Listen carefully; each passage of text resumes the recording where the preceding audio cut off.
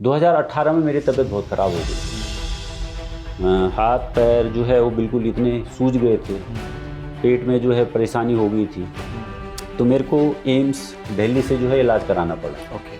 पता नहीं आपकी तो बीमारी ऐसी है कि हम आपको ठीक भी कर पाएंगे कि नहीं कर पाएंगे। ध्यान से आप अपने आप को जान पाते हैं कि मैं क्या हूँ, किस लिए यहाँ आया हूँ।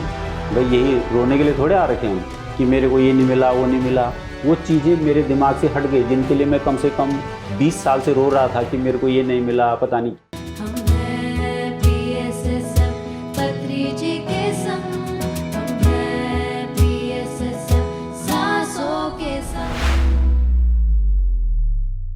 दोस्तों, ब्रह्म ऋषि पितामह पत्री जी कहा करते थे, ध्यान करो, ध्यान के साथ साथ आप स्वाध्याय भी करो और उसके बाद सज्जन सांगत्य भी करो। हम अक्सर ध्यान करते हैं, ध्यान का प्रचार भी करते हैं और उसके बाद जो है हम अपने जीवन का उद्देश्य समझ में आता है। हम तमाम गुरुओं से मिलते हैं, उनकी शिक्षा दीक्षा लेते हैं और कई लोग उससे भी संतुष्ट नहीं होते, उनको अपना रास्ता नहीं मिलता। पितामह पत्री जी कहते थे, श्वास ही आपकी गुरु है और उसी को आप जो है अपना गुरु बना के अपने जीवन को जो है इस सफ़र को मौज लो। और आज का जो हम है PSSM का एपिसोड है वो कुछ सफ़र, उद्देश्य और किस तरह से श्वास को अपनी गुरु बना के आज ध्यान प्रचार प्रसार कर रहे हैं। तो आज हम है PSSM के एपिसोड में हमारे साथ जुड़े हैं देवभूमि उत्तराखंड से भूपेंद्र सिंह रावत जी, जो कि देहरादून के हैं। तो आइए मिलकर हम है PSSM एपिसोड में उनका स्वागत करते हैं। सर, बहुत बहुत स्वागत है आपका। नमस्कार। मैं पहले पितामह पत्री जी को प्रणाम करता हूँ। सर्वप्रथम मैं ब्रह्म ऋषि पितामह पत्री जी को प्रणाम करता हूँ, जिनकी वजह से मेरे को ये ध्यान मिला और मैं यहाँ पर जो है अपनी सेवाएं दे पा रहा हूँ। फिर मैं धन्यवाद दूंगा महावतार बाबा जी का, जिनका आशीर्वाद सदैव मेरे ऊपर बना रहता है, और सभी पिरामिड मास्टर्स को जो मेरी बात सुन रहे हैं, सबको बहुत बहुत धन्यवाद। सर, बहुत बहुत स्वागत है आपका। जी धन्यवाद। सर, कैसे हैं आप? बहुत बढ़िया। तो सर, पहला सवाल ही मेरा आपसे ये है कि आपके जीवन में ध्यान कैसे आया और कब आया? ध्यान से पहले मैं अपनी अगर आध्यात्मिक कहानी आपको बताऊं, जी, मैं ध्यान में आया क्यों, तो इससे पहले मैं आपको बता दूं कि मैं वैसे बचपन से हम ध्यानी नहीं थे।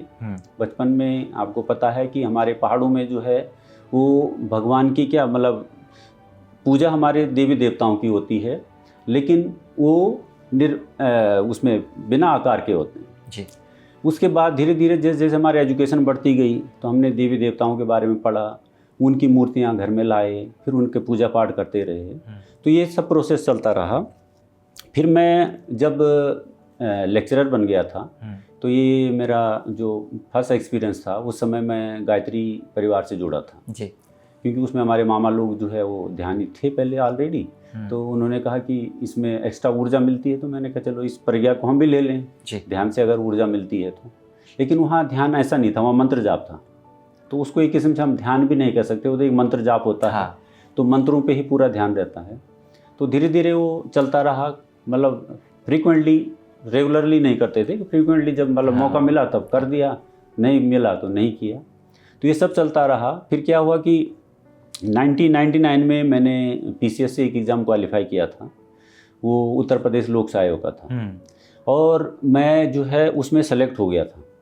उसमें प्री होता है, मेन एग्ज़ाम होता है, फिर इंटरव्यू होता है, ये सारे चैनल चल के। लेकिन दुर्भाग्य से क्या हुआ कि उस समय उत्तराखंड बन गया और हमारी फाइल जो है उत्तराखंड को ट्रांसफ़र कर दी गई। हम 78 लोग उस समय हिल कैडर थे। उस समय हिल कैडर, प्लेन कैडर दो होते थे। हिल का मतलब होता है उत्तराखंड और प्लेन का मतलब उत्तर प्रदेश। तो उत्तर प्रदेश में 44 लोगों को नियुक्ति दे दी गई और हमारे 78 की फाइल यहाँ भेज दी। तो बड़ा धक्का लगा कि यार इतनी मेहनत करने के बाद, है ना, एक गरीब परिवार से एक बच्चा जो है वो सेलेक्ट होके, वो भी PCS जैसे एग्ज़ाम में, और हमें जो है वो क्लास 2 ही नहीं मिला, जिसके लिए हम जो है इतना संघर्ष कर रहे थे। बिल्कुल। तो मैं बड़ा हताश हो गया था। फिर हमने किसी तरह प्रयास करके अपनी फाइल यहाँ मंगाई। मैंने कहा उनको मिल गया तो हमें भी मिलेगा। तो हम जो है उत्तराखंड गवर्नमेंट के पास प्ली करने गए, नियुक्ति नहीं मिली।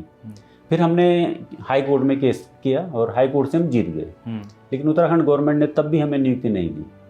तो जब उत्तराखंड गवर्नमेंट ने नियुक्ति नहीं दी तो अब सुप्रीम कोर्ट चली गई गवर्नमेंट। सुप्रीम कोर्ट में ये केस चलता रहा और 2003 में एक अजीबोगरीब डिसीजन आया कि उत्तराखंड गवर्नमेंट अगर चाहे तो इनको नियुक्ति दे सकती है। अब चाहे शब्द में क्या हुआ कि उन पर कोई प्रेशर नहीं था। आज तक नहीं चाहा उन्होंने कि इनको नियुक्ति दे दी जा सकती है। तो क्या हुआ सर, क्या हमें नियुक्ति नहीं मिली।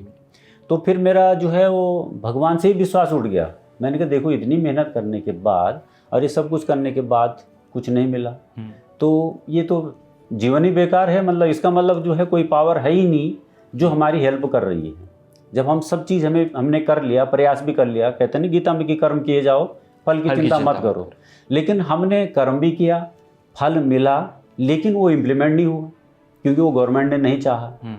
उस समय ऐसे ऐसे अधिकारी थे कि उन्होंने कहा हम तुम्हें नियुक्ति यहाँ मिलने ही नहीं देंगे, जबकि वो खुद उत्तर प्रदेश सरकार के कर्मचारी थे। उनकी नियुक्तियाँ उत्तराखंड के लिए हुई नहीं थी, वो भी तो उत्तर प्रदेश के थे, लेकिन उन्होंने हमारे को नियुक्ति नहीं मिलने दी। तो इस तरह से ये प्रोसेस चलता रहा। फिर हम कई उत्तराखंड के राजनेताओं से मिले, किसी ने मदद नहीं करी।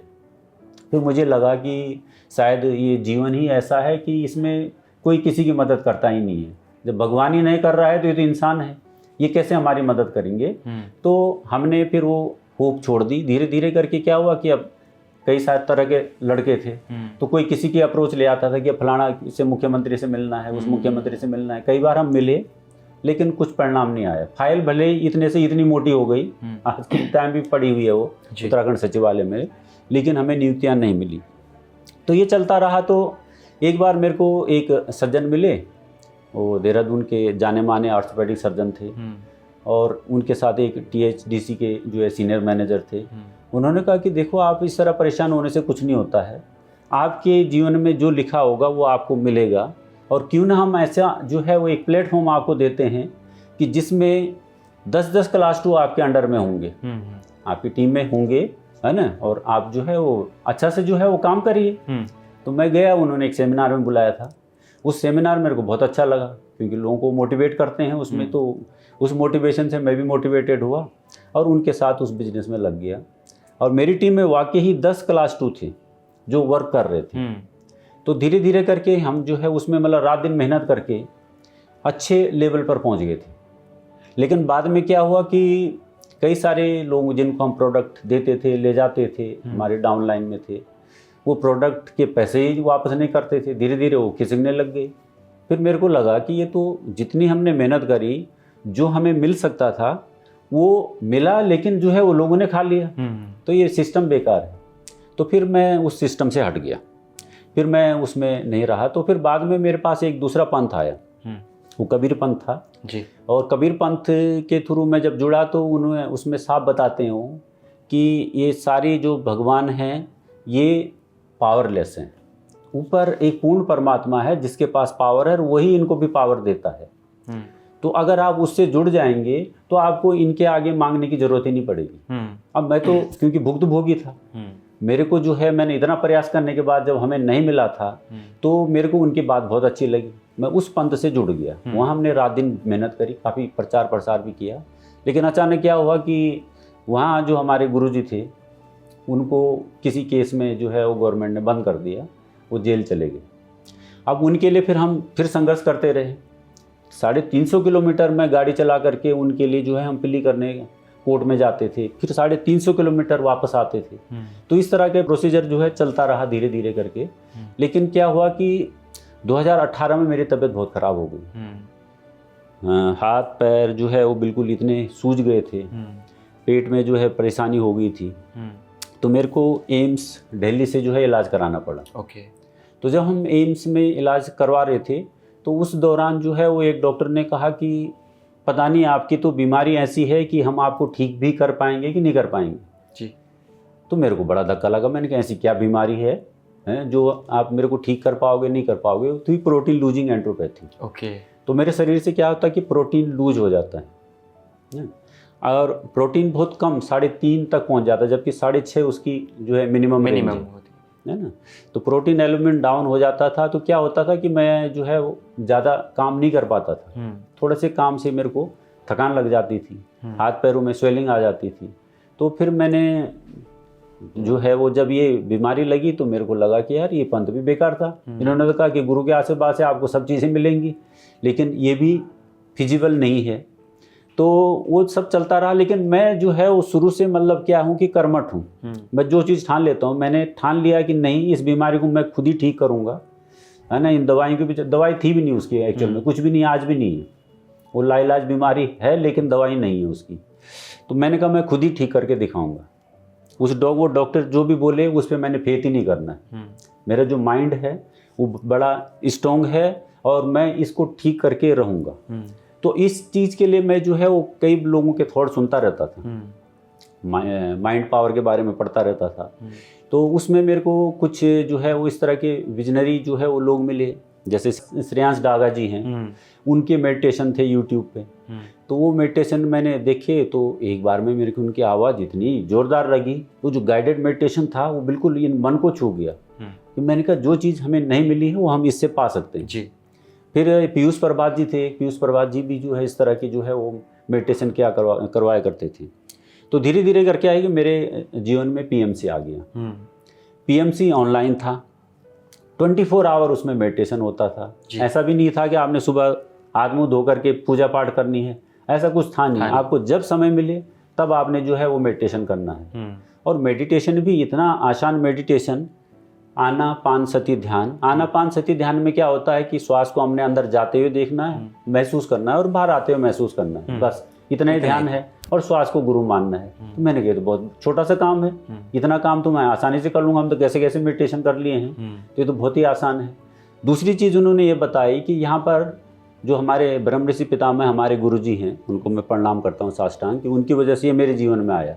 उन्होंने कहा आपको किसी को गुरु मानने की जरूरत ही नहीं है। अन्य धर्मों में या जो पंथ हैं उनमें क्या है, गुरु को ही सर्वोच्च दर्जा दिया जाता है। बिल्कुल, कि गुरु की पूजा, फोटो लगा लो, चाहे भगवान की फोटो आप हटा दो, लेकिन उनकी पूजा जरूर करो। इन्होंने कहा मेरी फोटो ही लगाने की जरूरत नहीं है आपको, उनकी कहीं प्रतिमा ही नहीं हुआ कि हमारे घर में नहीं है, फोटो ही नहीं लगानी आपने, आप जो है केवल ध्यान करो।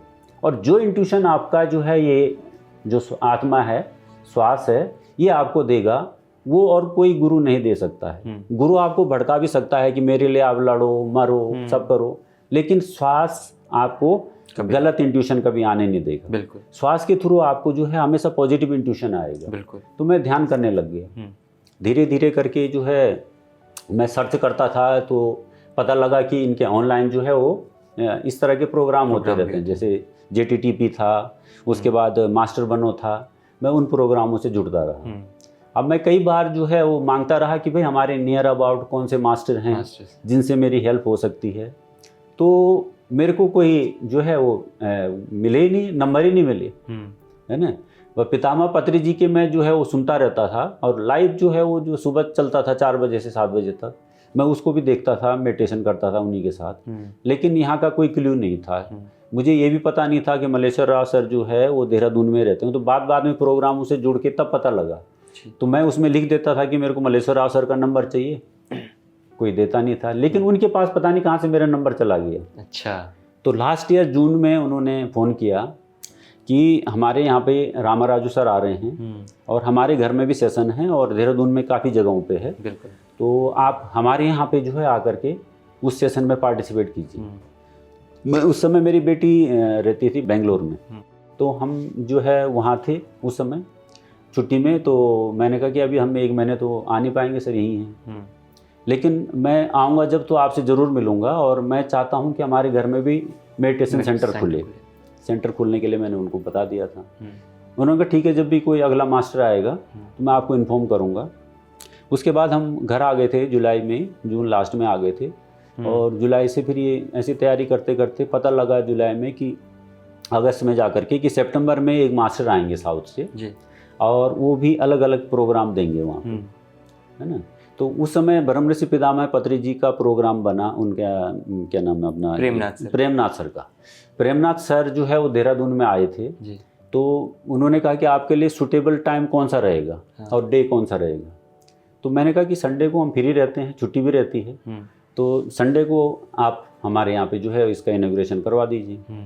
तो प्रेमनाथ सर आए, 20-25 लोग वहाँ पे प्रोग्राम में आए हुए थे। उन्होंने सबको जो है वो ध्यान सिखाया, ज्ञान दिया। तो सबसे बड़ी बात उस सत्र में क्या रही कि हमारे पड़ोसी थे भगवती प्रसाद रिंगोला जी, उनको मैं काफ़ी टाइम से जो है वो समझा रहा था, यहाँ बुला रहा था कि आप भी ध्यान करिए, बिल्कुल, लेकिन वो जुड़ नहीं पा रहे थे। उनका मन ये था कि ध्यान से क्या होता है, कुछ मिलता है नहीं। अब उनको कई सारी प्रॉब्लम थी, वो रिटायर हो गए थे। रिटायरमेंट के बाद उनको जो है वो गले की खराश रहती थी, खांसते रहते थे, पेट से रिलेटेड काफ़ी सारी प्रॉब्लम थी। वो जूझ रहे थे लेकिन उनको रास्ता नहीं मिल पा रहा था जी। तो जब वो ध्यान में बैठे प्रेमनाथ सर के साथ हमारे यहाँ पे, तो उनको उसी समय इंट्यूशन आ गई कि वाकई मैंने इसी से ठीक होना है। और तब से उन्होंने मन में एक विचार बना लिया कि मेरे को ध्यान करना है और ध्यान से हमें ठीक होना है। और आज का दिन है और वो दिन है, आज लगभग 1 साल से ऊपर हो चुका है उनको। सितंबर 10 को जो है हमारे सेंटर को 1 साल पूरा हो चुका है। बिल्कुल। तो वो रेगुलर ध्यान करते रहे मेरे साथ। उनकी जो है धर्मपत्नी, मेरी पत्नी और हम चारों तो रेगुलर करते हैं। उसके अलावा जो है वो 2-2 4-4 लोग कभी जो हाँ आसपास के हैं वो आ जाते हैं, कभी आते हैं कभी नहीं आते हैं। हाँ। तो आते रहते हैं जाते रहते हैं। इसके अलावा जो है चूँकि हमारा सेंटर है तो सेंटर में बाहर के लोग भी आते रहते हैं, लेकिन वो फ्रीक्वेंटली नहीं आते। वो कभी जब समय मिला आ गए, नहीं मिला तो सर चले गए। एक प्रश्न मैं पूछना चाहूँगा कि मतलब आप तमाम गुरुओं से आप मिले पहले, और जब आनापानसति ध्यान आया और आप पत्री जी के बारे में आपने सुना, तो कौन से ऐसे कॉन्सेप्ट हैं सर के और कौन सी ऐसी चीज़ें जो आपको पसंद आई और फिर आपने उनको फॉलो किया? जी, मेरे को सबसे पहली चीज़ तो जो सर की जो अच्छी लगी, तो उसमें सिंपल से 3 कंसेप्ट दिए उन्होंने। एक तो ध्यान करना है जी, है ना, दूसरा स्वाध्याय करना है जी, और तीसरा सज्जन संगत। तो इन तीनों से ही मैं कहता हूँ कि आदमी का पूर्ण विकास हो जाता है। बिल्कुल। ध्यान से आप अपने आप को जान पाते हैं कि मैं क्या हूँ, किस लिए यहाँ आया हूँ। भाई यही रोने के लिए थोड़े आ रखे हम कि मेरे को ये नहीं मिला वो नहीं मिला। वो चीज़ें मेरे दिमाग से हट गई जिनके लिए मैं कम से कम 20 साल से रो रहा था कि मेरे को ये नहीं मिला, पता नहीं क्या, भगवान इसको दोषी उसको दोषी। वो दोष था ही नहीं उनका, वो तो हमारा ही दोष है कि हमें नहीं मिला। तो हमारे शायद पूर्व जन्म में कुछ ऐसे कर्म रहे होंगे कि जो हमें इतना संघर्ष करना पड़ रहा। अभी तक भी हमारा हाई कोर्ट में केस चल रहा है। मतलब अब रिटायरमेंट का टाइम है मेरा, है ना, 2026 में मैं रिटायर हो जाऊंगा। अच्छा। अभी तक नैनीताल हाई कोर्ट में हमारा केस चल रहा है और केस ऐसा है कि 3 साल से उसमें फाइनल हियरिंग डेट ही नहीं मिल पाती। सर आपने लाइब्रेरी की बात की है, तो पितामह पत्री जी कहते थे ध्यान कीजिए लेकिन ध्यान के साथ स्वाध्याय बहुत ज़रूरी है। तो स्वाध्याय में आपने कौन कौन सी किताबें पढ़ी और क्या परिवर्तन आया? हाँ जी, हाँ जी। स्वाध्याय में सर मैंने जो है एक वो योगी अमृत कथा है, उसके बाद पत्री जी के तुलसी दल 1 है, तुलसी दल 2 है, कर्म सिद्धांत हैं। बहुत सारी किताबें मैंने उनकी पढ़ डाली हैं अभी तक। तो क्या लेकिन तो उन किताबों से मेरे को ये नॉलेज मिली कि वाकई मतलब जो है ये जो चीज़ें हमें चाहिए, है ना। सेठ की जितनी भी बुक्स हैं, सेठ जो है वो पिरामिड, इसको ध्यान को जो है वो साइंस से जोड़ता है। हर चीज़ साइंस से जुड़ी हुई है वहाँ, है ना। तो उसमें मुझे ये दिखा और महसूस हुआ जितना कि उन किताबों से जो नॉलेज हमें मिलती है, तो मेन चीज़ हमारा क्या है, वो थॉट पावर। थॉट से हमारे शरीर में क्या है कि हमारा शरीर भी तो एक मैटर है। तो मैटर्स जो हैं वो उनसे ही एनर्जी में वो कन्वर्ट होते हैं। मैटर जितना एनर्जी में कन्वर्ट हो रहा है, तो हम जितना सोच रहे हैं, जितना ध्यान करेंगे, उतनी ज़्यादा हमारे को एनर्जी मिलेगी। और एनर्जी और मैटर दोनों एक दूसरे में ट्रांसफरेबल है। एनर्जी से हमारे जो है वो जब हम ये सोच रहे हैं कोई भी चीज़ें, तो सोचने से जो है हमारे अंदर जो सेल्स हैं वो एक्टिव हो रहे हैं। सेल्स हमारे एक्टिव होंगे तो नेचुरली हमारे अंदर जो है 60 ट्रिलियन सेल्स होते हैं। वो सारे सेल्स अगर एक्टिवेट हो जाएंगे और 86 बिलियन न्यूरॉन्स हमारे एक्टिवेट हो जाएंगे, तो हमारे को किसी तरह की कोई प्रॉब्लम नहीं रहेगी। बिल्कुल, हम हेल्दी रहेंगे। उसी पैटर्न पे मैं अपने आप को हील भी कर रहा हूँ, ठीक कर रहा हूँ, है ना। इतना लो मेरा प्रोटीन रहता है, लेकिन मेरे मन में एक बार थॉट नहीं आता। सारे रिश्तेदार कहते हैं कि आप ज़्यादा चला मत करो, ज़्यादा वर्क मत करो, लेकिन मैं जाता हूँ। अभी हम वहाँ मातर बाबा की गुफा चले गए जून में जी। सब कह रहे थे कि मत जाना, हम गए। मैं तो इतना जो है जटिल आदमी हूँ कि जो लोग कहते हैं कि ये नहीं करो, मैं ज़रूर करता हूँ। और 5 किलोमीटर पैदल जाना और 5 किलोमीटर फिर वापस नीचे आना, लेकिन मेरे को कुछ नहीं हुआ, सब फिट हूँ। शाकाहार जगत के बारे में पत्री जी खूब कहा करते थे। पीएमसी हिंदी के माध्यम से भी हम बहुत प्रचार प्रसार करते हैं। हाँ, आपके जीवन में शाकाहार कैसे आया, या पहले से शाकाहारी थे, और क्या अनुभव है? नहीं, मैं वैसे सर पहले शाकाहारी तो नहीं था, मैं मांसाहारी था, लेकिन मैं शुरू से उसका विरोधी करता था। मैं मतलब मन से कभी नहीं खाया उसको। बिल्कुल, क्योंकि हम एक तो पहाड़ी लोग हैं। हाँ। पहाड़ में जो है इसको अनिवार्य अंग मानते खाना। बिल्कुल बिल्कुल। है ना। फिर हम राजपूत हैं तो राजपूत परिवारों में तो ये चलता ही रहता है ना। तो फिर मैंने जो है खाता था बेमन से, मेरे को वो ऐसे सूट भी नहीं होता था कभी, तो मेरा मतलब उसके प्रति ऐसा कभी रुझान था नहीं। फिर लोगों ने कहा आपका प्रोटीन डाउन रहता है, ये खाओ साग खाओ। फिर मैं जो है कुछ दिन बेमन से खाया, लेकिन उसको खाने के बजाय मेरे को प्रॉब्लम ज़्यादा हुई, उससे मैंने छोड़ दिया। फिर इसमें आने से पहले ही से छोड़ दिया था जी। शाकाहार के बारे में तो मेरे को जब पत्री जी के विचार मैंने सुने तब मेरे को लगा कि नहीं, शाकाहार से हम बिल्कुल ठीक हो सकते हैं, अपने आप हील कर सकते हैं। बिल्कुल। तो उसके बाद हमने क्या करा कि बहुत सारी शाकाहार रैलियाँ भी निकाली। अच्छा। देहरादून में हमने बहुत बड़ी शाकाहार रैली निकाली थी। अभी जून के महीने में हम द्वारहाट गए थे, पूरे द्वारहाट मार्केट में पूरी रैली हमने निकाली थी इसके बारे में लोगों को अवेयर करने की। तो दोस्तों, अगर आपको द्वारहाट नहीं पता तो ये देवभूमि उत्तराखंड का एक कुमाऊं का अंग है और एक ये शहर जैसा है। सर, मैं अब आपसे प्रश्न पूछना चाहूँगा, जब लोग ध्यान से पहले या ध्यान में जब आते हैं तो मैंने देखा है जितने भी पिरामिड मास्टर्स आए हैं, ध्यानी आए हैं, उनके जीवन का उद्देश्य बदल गया है। अब आपके जीवन का उद्देश्य क्या है? मेरे जीवन का उद्देश्य तो देखिए, जब से मैं ध्यान में आया तो मेरी जो मतलब इफ बट मेरे ज़िंदगी में जो चीज़ें नहीं हो पाई थी वो मेन उद्देश्य था। लेकिन ध्यान से मेरे को सबसे बड़ा जो चमत्कार दिखा, मेरी पत्नी जो है वो विरोध नहीं करती मेरे को, किसी भी स्पिरिचुअल उसमें मैं रहा, उसने कभी विरोध नहीं करा। लेकिन क्या होता है कि धाराएं दोनों की, वो इस दिशा में जा रही, मैं इस दिशा में जा रहा हूँ। लेकिन जब से हमारे यहाँ पिरामिड मेडिटेशन सेंटर बना तो मेरी पत्नी रोज़ सुबह शाम मेरे से ध्यान करती है। सुबह मेरे साथ जो है 5 बजे से 6 बजे तक हमारा डेली रूटीन है। सुबह मॉर्निंग ध्यान करते हैं, शाम को हमारा सेंटर में 7 बजे से 8 बजे तक डेली ध्यान होता है। मैंने जैसे आपको बताया कि पिछले साल मैं जून में बेंगलोर में था, वहाँ मेरी बड़ी बेटी जॉब करती है जी। तो उसके साथ हम जब गए थे तो मैंने पिरामिड वैली के बारे में सुना जी। पिरामिड वैली, तो पिरामिड वैली में हम गए, वहाँ हमने स्टे किया था रात को, और वहाँ पे जा कर के मेरे को ऐसे लगा कि ये तो हिल स्टेशन से भी बहुत ही बेटर है, मतलब बहुत ही अच्छा बना रखा हूँ। चारों तरफ पेड़ लगा रखे हैं, जैसे हमारे यहाँ हिल हैं ऐसे ही हिल हैं, ऐसी छिपकलियाँ थी जो चल रही थी। हम उन पहाड़ों में चढ़ के, और बड़े बड़े पत्थर होते हैं, बहुत बड़े बड़े पत्थर हैं वहाँ भी, जैसे हमारे यहाँ होते, सेम वही रूटीन है वहाँ भी। पहाड़ में बैठ करके भी हमने मेडिटेशन किया। वहाँ जो है वो 5000 की कैपेसिटी का एक बहुत बड़ा पिरामिड है जी।